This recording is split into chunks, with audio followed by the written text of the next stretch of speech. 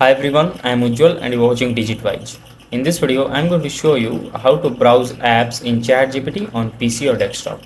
So ChatGPT lets you connect with different apps so you can do more things without leaving ChatGPT. For example, you can connect ChatGPT with music, design, productivity and many other apps.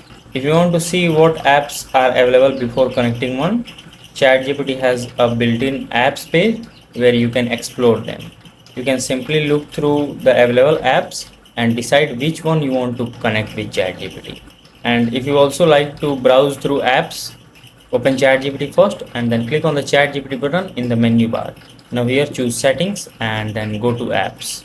Now click on browse apps and here a new page will open. Here you can scroll through apps, browse different categories just like featured, lifestyle or productivity, and you can also use the search bar if you are looking for a specific app. If you find the app you like to connect, you can click on this connect button and connect this app with ChatGPT and start using the app in ChatGPT only. So that's it. So if this video helps you in any way, then do like it and subscribe to the channel.